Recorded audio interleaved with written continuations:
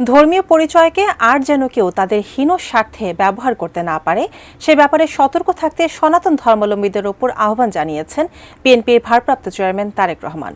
নিরাপদ এবং গণতান্ত্রিক বাংলাদেশ গড়তে সনাতন ধর্মের মানুষদের সমর্থন চেয়েছেন তিনি। আরিফ জামালের রিপোর্ট।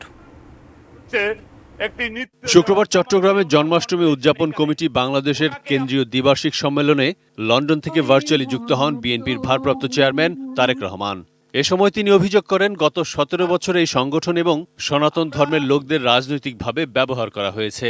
গত 17 বছর আপনাদেরকে রাজনৈতিকভাবে ব্যবহার করা হয়েছে।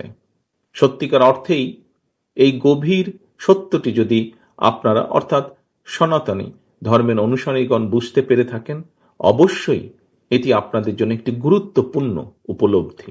সেজন্যই আপনাদের প্রতি আহ্বান, আপনাদের ধর্মীয় পরিচয়কে ভবিষ্যতে আর যাতে কেউ নিজেদের হীন স্বার্থে ব্যবহার করতে না পারে সে ব্যাপারে আপনাদেরকে সতর্ক থাকার জন্য আমি বিনীত আহ্বান জানাই। তারেক রহমান বলেন, দেশের প্রতিটি নাগরিকের নিরাপত্তা নিশ্চিত করতে আইনের শাসনের কোনো বিকল্প নেই। গত 1.5 দশকে সংখ্যালঘু সম্প্রদায়ের উপর হামলার ঘটনাগুলো ধর্মীয় কারণে হয়নি। প্রায় সব ঘটনার পেছনে ছিল লোভ ও লাভের জন্য দুর্বলের উপর সবলের হামলা অথবা অসৎ রাজনৈতিক উদ্দেশ্য। সংখ্যালঘু কিংবা সংখ্যাগুরু, দল, মত, ধর্ম, বর্ণ নির্বিশেষে প্রতিটি নাগরিকের নিরাপত্তার জন্য রাষ্ট্রে আইনের শাসন প্রতিষ্ঠার কোনোই বিকল্প নেই। এ সময় তারেক রহমান সবাইকে সতর্ক করে দিয়ে বলেন, স্বৈরাচার পালালেও গণতন্ত্র এখনো শঙ্কামুক্ত নয়। অন্তর্বর্তী সরকারকে ব্যর্থ করে দেওয়ার ষড়যন্ত্র অব্যাহত আছে বলেও মন্তব্য করেন তিনি। কালার এক্সপার্ট, জর্জ স্যাপ এবং মাইল্ড অন হ্যান্ডস টেকনোলজি সমৃদ্ধ অরিক্স ক্রিস্টাল ওয়াশ আপনার লন্ড্রি এক্সপার্ট।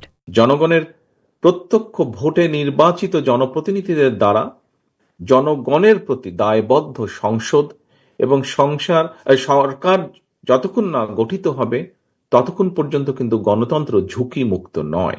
একটি নিরাপদ বাংলাদেশ গড়ার জন্য আমাদের সবার সামনে আগামী জাতীয় নির্বাচন একটি বিরাট বড় সুযোগ।